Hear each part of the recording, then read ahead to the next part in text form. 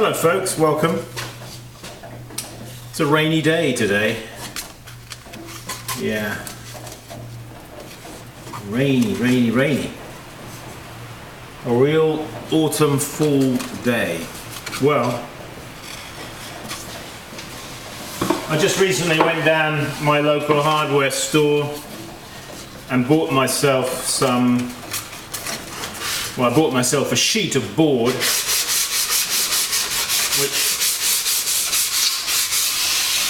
which they cut for me into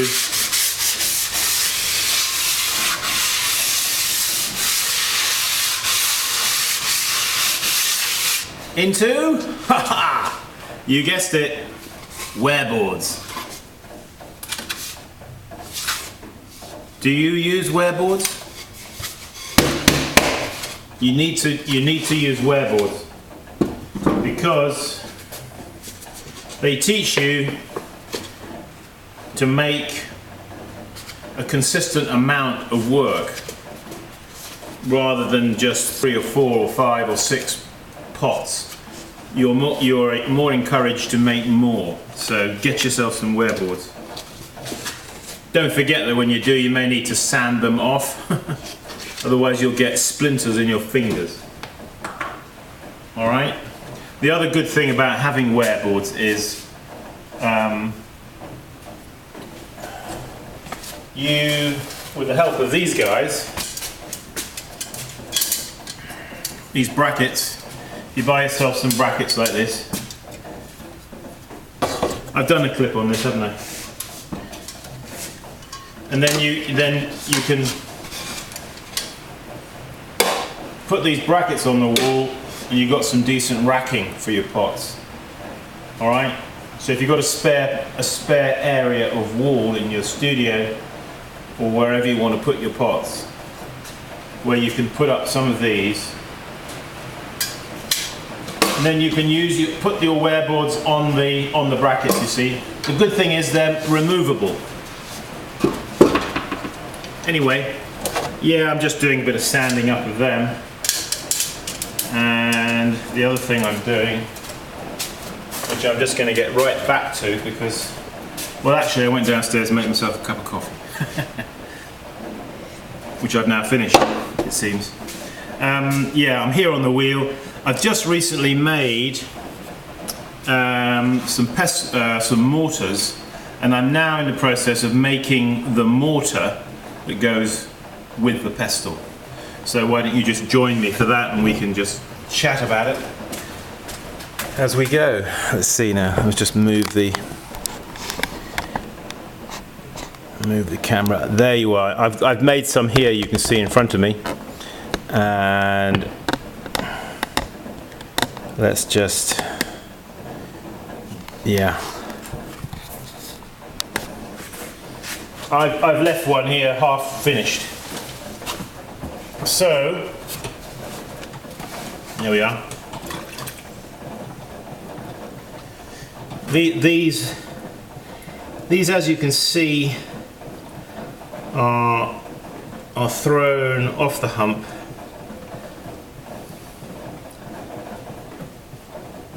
I'm working on a LEACH treadle wheel.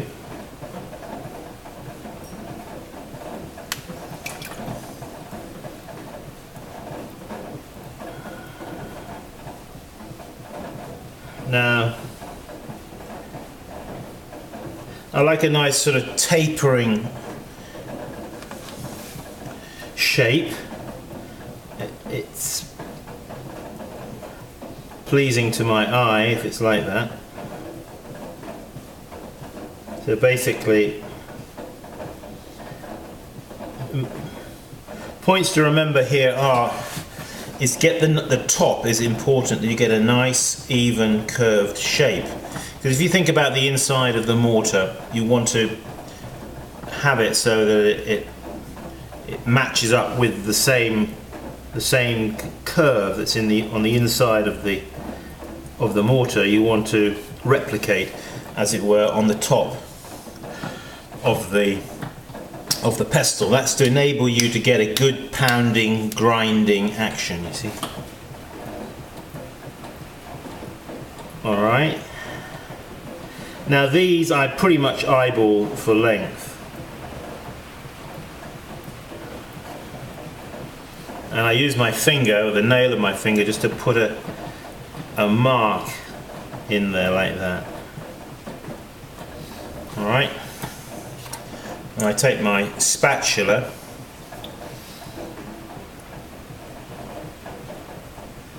I just cut in a bit there with the spatula, and I use the spatula to cut it off.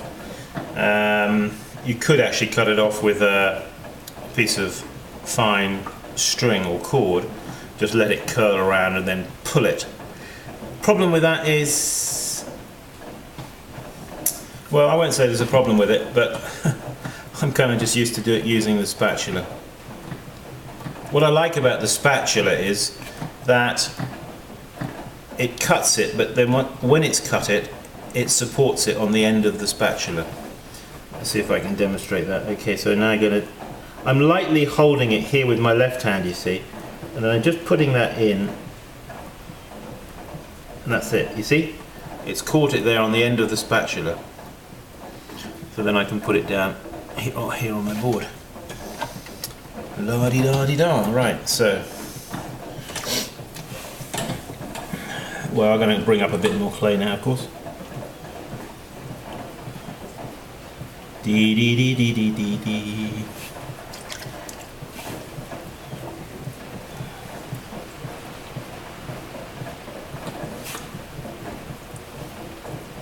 So I'm pulling up a fresh, tall pillar of clay here.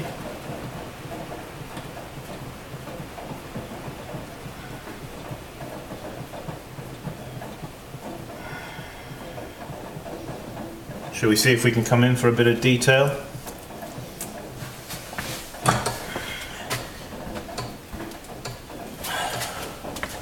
Let's have a look.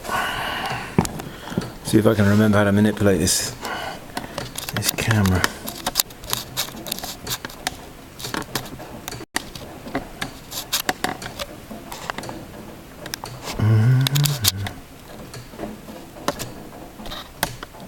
Okay. I think we're just about there.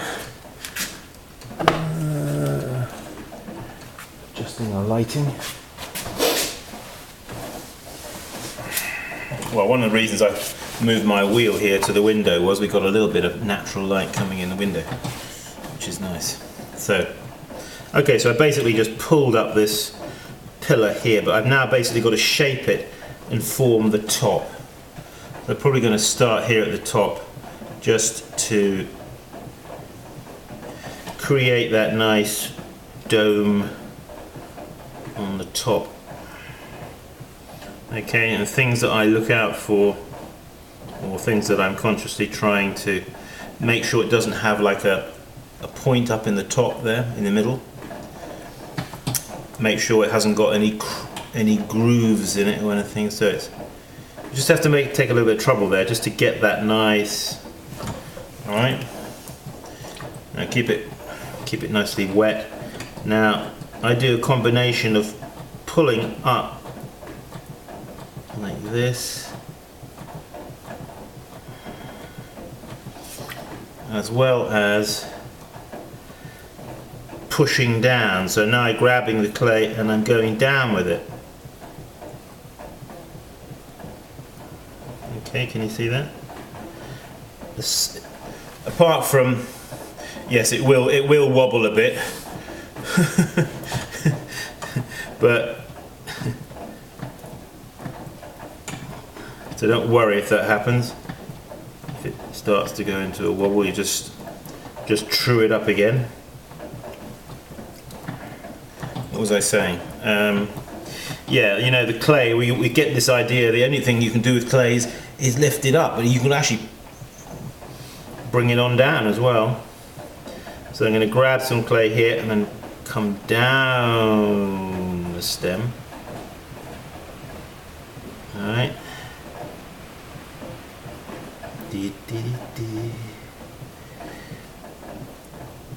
Now, different things you can do here on the stem if you want to. You can take I don't generally do this, I'm just showing you this.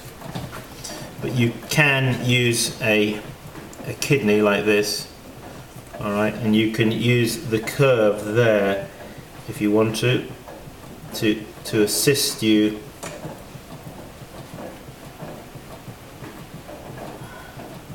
as I say. I don't really use that.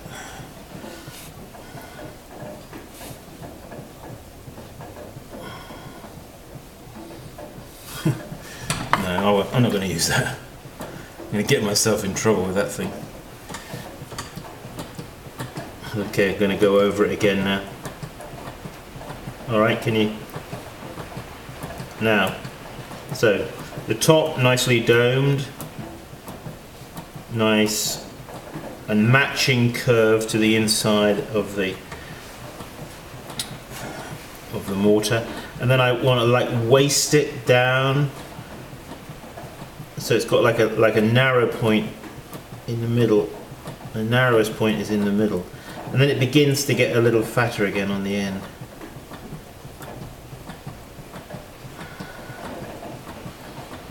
That's just my personal. That's my personal 2 pennies worth. Alright, now I'm making a mark down there with my fingernail. Now I'm going to take the spatula here now, and I just push it in just below where I'm cutting. Can you see what it's doing? Alright. So, and now hold the spatula, put it in, push it in, and cut him off. Now the other end here of this is a little rough, but I finish that off afterwards when they're kind of like they've stiffened up a bit. Then that end I then form. Let's do one more.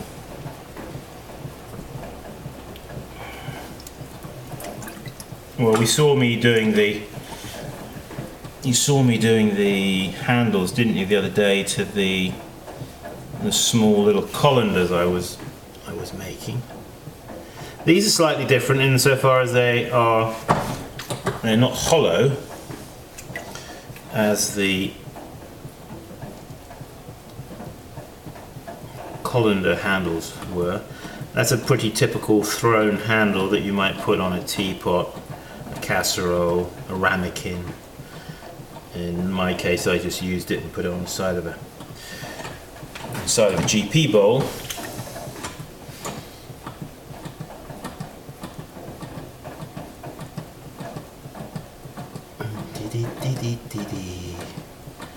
I'm going to hop off the wheel, I think, and just check that we're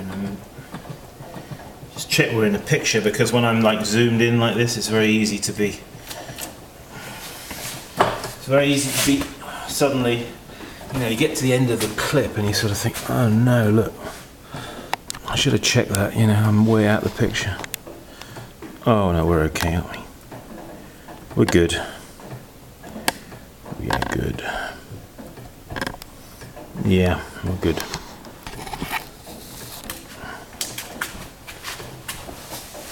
Yeah, so these slightly different insofar as they are solid,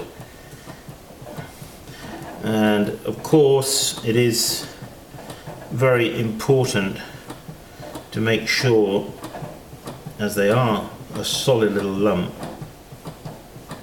to make sure that they are thoroughly dry before they go in the kiln.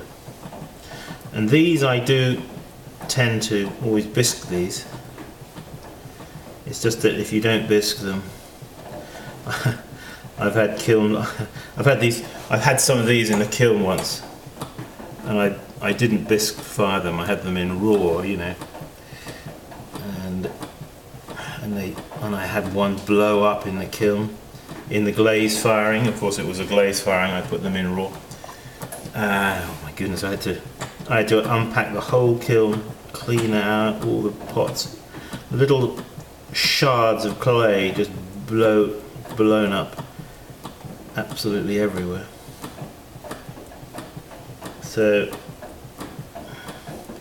after that I thought, well, it is not worth thinking I'm going to be saving time by not bothering to bisque file them. It's just not worth it, you know.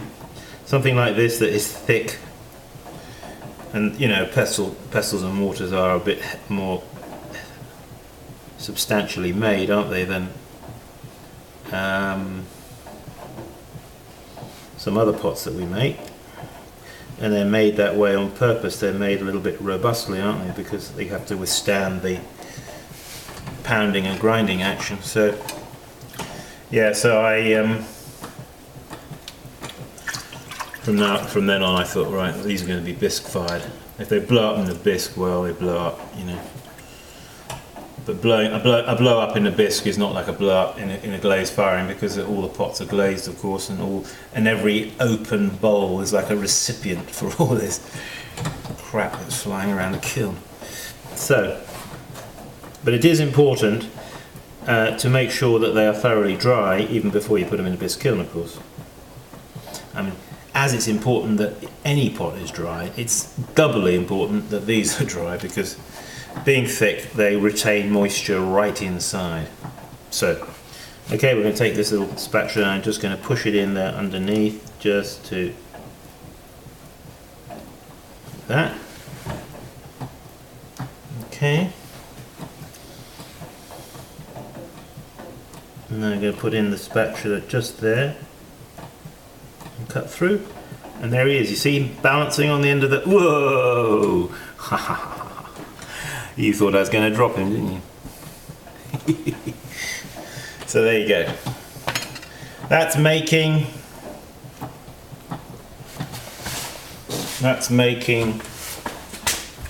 Oh, actually, I've got something I could show you. Something else, totally unrelated. Let me see. Let me just pull back the camera here a touch. What's our battery doing? Oh, it's not looking too healthy. Just wanted to show you, got a couple of where did I put them?